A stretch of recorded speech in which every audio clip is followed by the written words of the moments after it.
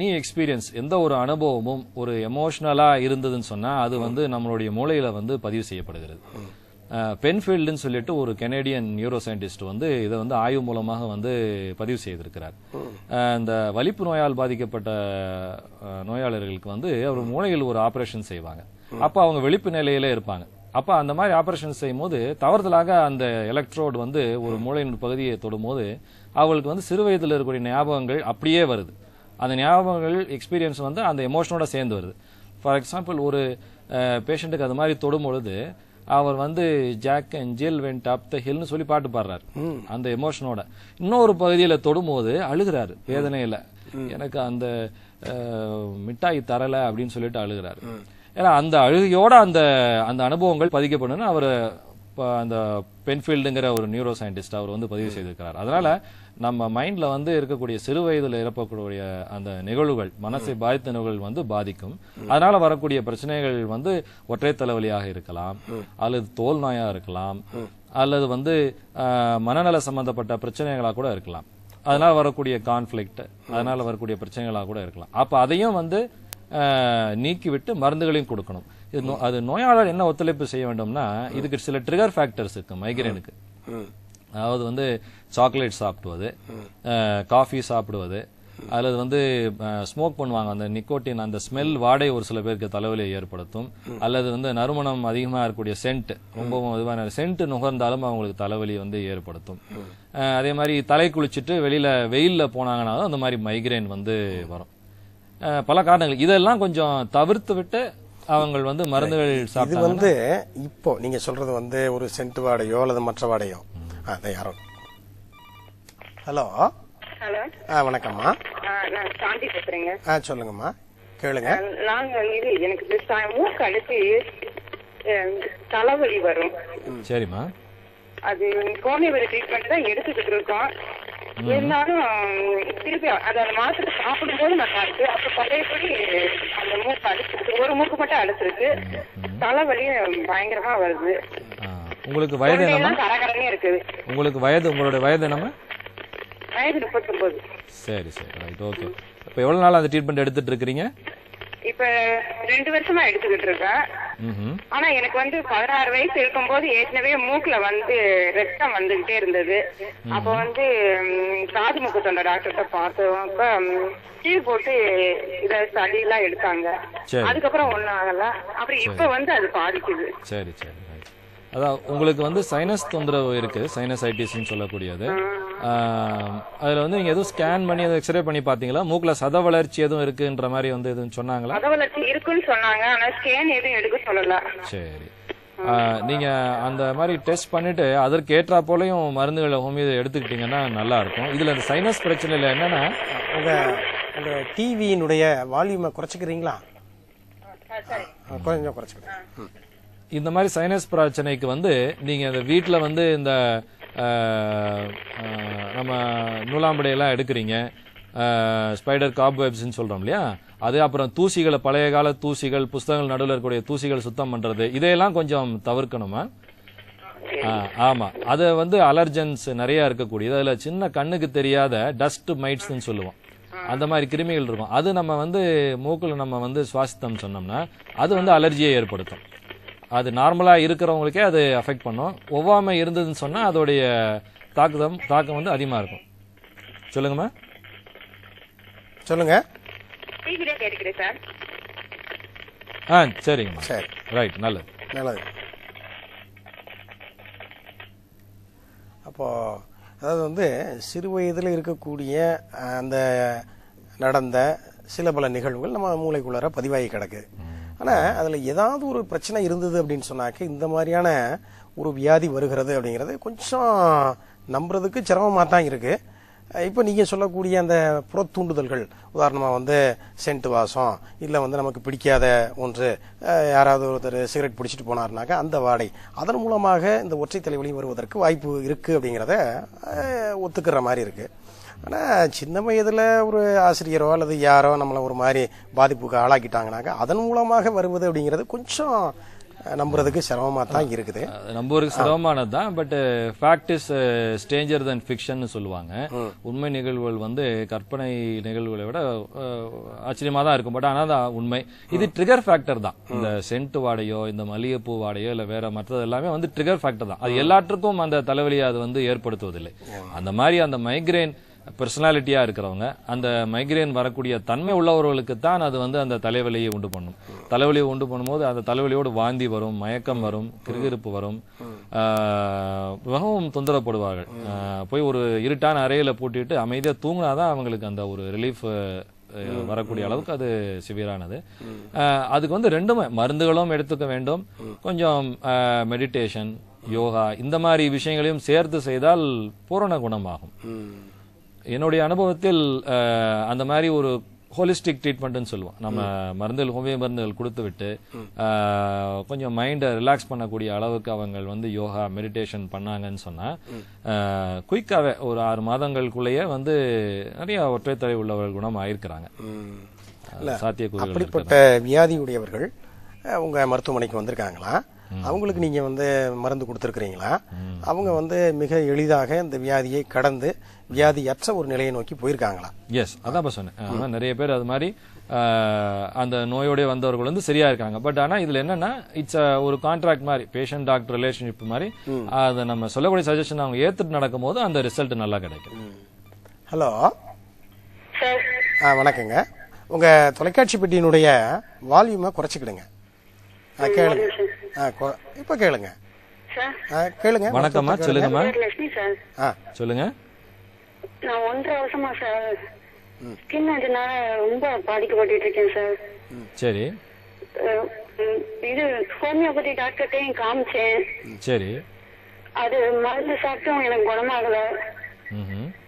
அப்புறம் skin doctor Harshan இருக்காங்கல்ல, சொல்லுங்க சொல்லுங்க. அவங்கள்ட்ட காமிச்சேன், கொஞ்சம் தேவையாச்சு. சரி. ஆனா திரும்ப அடுத்தடுத்து வந்துட்டே இருக்கு. ஒரு சில சமயம் இதனாலே செத்து போயிடலாம் போல, ரொம்ப கஷ்டமா இருக்கு சார். இல்லம்மா, மனசு வருத்தப்படாதீங்க. உங்களுக்கு வயது என்ன அது சொல்லுங்க. 28 சார். சரி. கல்யாணம் ஆயிருச்சா? இல்ல சார். சரி, அதான் உங்களுடைய வருத்தத்தின் காரணம் புரிகிறது. ஒரு சில தோல் வியாதிகள் இப்போ நம்ம ஏற்கனவே சொன்னது போல மிகவும் ஆழமாக இருக்கும். உங்க அப்பாவுக்கோ அம்மாவுக்கோ யாருக்கும் இந்த மாதிரியான தோல் ப்ராப்ளம் இருக்கா? இறந்து போயிட்டாங்க. அம்மா மட்டும் இருக்காங்க, அம்மா கிடையாது. Okay okay. இந்த மாதிரி ஒரு சில தோல்வியாதிகளுக்கு வந்து கொஞ்சம் ஆழமான காரணம் இருக்கும். இப்போ நம்ம இந்த பேஷண்ட்டு நம்ம சொல்லிட்டு இருந்தப்போ ஒற்றை தலைவரை பற்றி சொல்லும் போது சொன்னோம், நீங்கள் மருந்துகளை சாப்பிட்டு விட்டு அதோட வந்து நம்ம உணவு பழக்க வழக்கங்களையும் கொஞ்சம் கவனம் செலுத்துங்க. அசைவம் எதுவுமே நான் சாப்பிட மாட்டேன், சுத்த சைவம் தான். Very good. அதுவும் மோசாதான் இதுதான் சாப்பிடுறேன், ஊறுகாய் தான் சாப்பிடுறேன். நல்ல சத்தான. உங்க டிவியினுடைய வால்யூமை கொஞ்சம் குறைச்சிக்கிறீங்களா?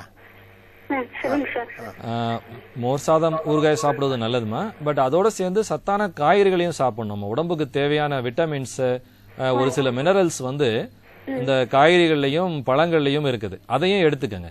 அதை எடுத்துக்கிட்டாதான் வந்து உங்களுடைய உடல்நலம் வந்து முழுவதுமாக ஒரு ஹெல்த்தி ஸ்டேட்டுக்கு வரும். அப்பதான் அந்த மருந்துகளுமே நல்லா வேலை செய்யும். விட்டமின் ஏ அதிகமாக உள்ள காய்கறிகளை முக்கியமா வந்து தோல் நோய்க்காரங்களுக்கு வந்து சாப்பிடணும். அதாவது வந்து இந்த சிவப்பு பூசணிக்காய், கேரட்டு, கீரை வகைகள்ல எல்லா கீரைகளுமே சாப்பிடலாம். பழங்கள்ல வந்து பப்பாளியில வந்து அதிகமான விட்டமின் ஏ சத்து அதிகமாக இருக்கிறது, அது எடுத்துக்கலாம். ஆப்பிள், நம்ம பலாப்பழம், இது எல்லாமே வந்து எடுத்துக்கலாம். இந்த பழங்களை கொஞ்சம் ரெகுலரா வந்து எடுத்துட்டு, அதே மாதிரி தண்ணி எப்படி குடிப்பீங்க? தண்ணி நல்லா குடிப்பீங்களா, கம்மியா குடிப்பீங்க? எனக்கு சாப்பிடுறப்பயே கொஞ்சம் தான் சார் குடிப்பேன். ஆரம்பத்துல இருந்து தண்ணி குடிச்சு பழக்கம் இல்ல.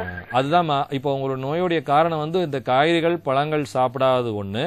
தண்ணி, நம்ம வந்து பாடியில வந்து 5 லிட்டர் பிளட் இருக்கு. அந்த பிளட்ல முக்கியமானது வந்து தண்ணி தான். ஸோ அந்த வாட்டர் கண்டென்ட் நம்ம ரீப்ளேஸ் பண்ணிக்கிட்டே இருந்தா தான் உடல் வந்து ஆரோக்கியமாக இருக்கும். அப்பதான் வந்து தோலும் வந்து மினுமினுப்பாக அது வந்து ஆரோக்கியமா இருக்கும். அதனால தண்ணி நிறைய ஒரு நாளைக்கு வந்து மினிமம் 2.5 to 3 லிட்டர்ஸ் வந்து எடுத்துக்கங்க. இந்த பழங்கள் காய்கறிகளை சாப்பிட்டுட்டு அப்புறம் நீங்க அந்த ஹோமியோ மருத்துவருடைய துணையோட நீங்க அந்த நோயை வந்து வெல்லலாம். அதற்காக மனம் உடைய வேண்டாம், தைரியமாக இருங்க. பார்க்கலாமா? பார்க்கலாமா? சார் அட்ரஸ் கொஞ்சம் சொல்லுங்களேன், நான் இப்பதான் பார்த்தேன். சரிம்மா, இந்த நிகழ்ச்சியின் முடிவில் சொல்லுவாங்க, அப்ப கேட்டுக்கங்க. Thanks sir. நல்லது. நல்லதுமா. சார் கண்டிப்பா குணப்படுத்த முடியும்ல? பண்ணலாமா? உங்களுடைய ஒத்துழைப்போட பண்ணலாம். மனம் வேதனை அடைய வேலை பார்த்துட்டு இருக்கேன் சார். ரொம்ப கஷ்டமா இருக்கு சார். தைரியமா இருங்கம்மா, கண்டிப்பா சரி பண்ணலாம். உங்களுடைய ஒத்துழைப்பும் உங்களுடைய ஒரு தைரியமும் தேவை. சரியா? Thanks sir. நல்லதுமா. நல்லது. இப்போ ஆழமான ஒரு காரணம்னு சொல்றீங்க இந்த தோல்வியாதிக்கு. ஏன்னா இது வரைக்கும் அதை நீங்க சொல்லவே இல்லை. அதை கொஞ்சம் சொல்லிட்டீங்கன்னாக்க நல்லா இருக்கும்னு நான் நினைக்கிறேன். அதாவது நம்மளுடைய உடல்ல வந்து முக்கியமான உறுப்புகள்னு எடுத்துக்கிட்டா இருதயம், மூளை, ஈரல், சிறுநீரகம், கணையம், இந்த மாதிரி வந்து உறுப்புகள் வந்து ரொம்ப முக்கியமான உறுப்புகள். இந்த உறுப்புகள்ல வந்து நோய் தங்குறதுக்கு வந்து எப்பவுமே நம்ம உடம்பு வந்து விடாது. இந்த நோயை வந்து வெளியே தள்ளிவிடும். இது வந்து ஹோமியோபதியின் கூற்று. இது வந்து எங்களுடைய மருத்துவ தந்தை சாமுவேல் ஹனைமன் வந்து கண்டுபிடித்திருக்காரு. அதுக்கப்புறம் அவரோட வழித்தொண்டர்கள் நிறைய பேரும் இதை வந்து உறுதி செஞ்சிருக்கிறாங்க. அதனால எப்பவுமே அது வந்து தோலுக்கு அந்த நோயை தள்ளிவிடும். சோ அதனால வந்து அந்த தோல்ல இருக்கிறதுங்கிறது வந்து ஒரு ஃபைனல் ஃப்ரான்டியர்னு சொல்லுவோம். அது வந்து கொஞ்சம் ஆழமான ஒரு சில காரணங்கள் இருந்ததுன்னா, அதாவது எங்களுடைய ஹோமியோ மருத்துவத்துல மியாசம்னு சொல்லுவோம். அந்த மயாசம்ங்கிறதுல வந்து சோரா, சைக்கோசிஸ், சிஃபிலிஸ்ன்னு சொல்லுவோம். அந்த சோரிக் மயாசம்ங்கிறது வந்து மனித இனம் தொடங்கியதிலிருந்தே அந்த மியாசத்துடைய எஃபெக்ட் இருக்குன்னு சொல்லிட்டு சாமுவேல் ஹனைமன் சொல்றாரு. சோ அதனாலதான் அந்த தோல் நோய் வந்து இவ்வளவு தூரம் ஆழமாக இருக்கிறது. காலம். ஹலோ. ஹலோ. வணக்கங்க. வணக்கம். சொல்லுங்க சார். ஆக்சுவலா வந்து எனக்கு வந்து கேஸ்ட்ரிக் ப்ராப்ளம் உண்டு. கொஞ்சம் ஒரு நிமிஷம். உங்க டிவி இல்ல டிவியினுடைய வால்யூமை குறைச்சிடுறீங்களா?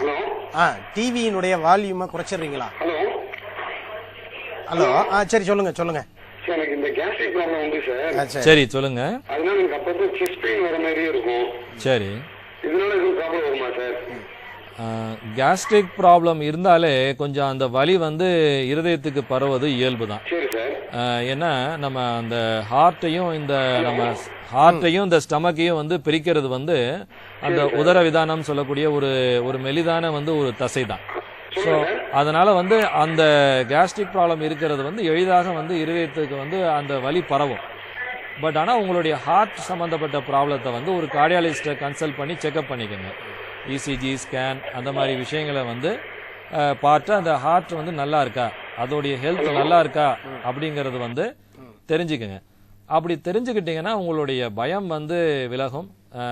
அப்புறம் அந்த கேஸ்ட்ரிக் ப்ராப்ளத்துக்கு வந்து நல்ல மருந்துகள் வந்து இருக்கு. ஹோமியோபதியில நல்ல மருந்துகள் இருக்கு. அதை தொடர்ந்து சாப்பிட வேணும். இதுல என்ன முக்கியமா சொல்லணும்னா, இன்னைக்கு இந்த காலகட்டத்துல உணவு வந்து ரொம்ப டேஸ்டா சாப்பிடணும்னு விருப்பப்படுறோம். ஆயில் அதிகமாக, காரம் அதிகமாக, தேங்காய் நல்லா அரைச்சு ஊத்தி சாப்பிட்றதுனாலயே செரிமானம் சரியா ஆக மாட்டேங்குது. அப்படி சாப்பிடுறவர்கள் வந்து நம்ம இப்போ உடல் உழைப்பும் கம்மியாயிருச்சு. இப்போ இன்னைக்கு உட்கார்ந்து வேலை பார்க்கக்கூடிய வேலை, எங்கேயும் நான் போகணும்னாலும் டூ வீலர்லயோ அல்லது வந்து கார்லயோ வந்து போயிடுறோம். அப்போ சாப்பிட்ற உணவு அதிகமான புரதமும் கொழுப்பும் சேர்ந்ததாக இருக்கிறது.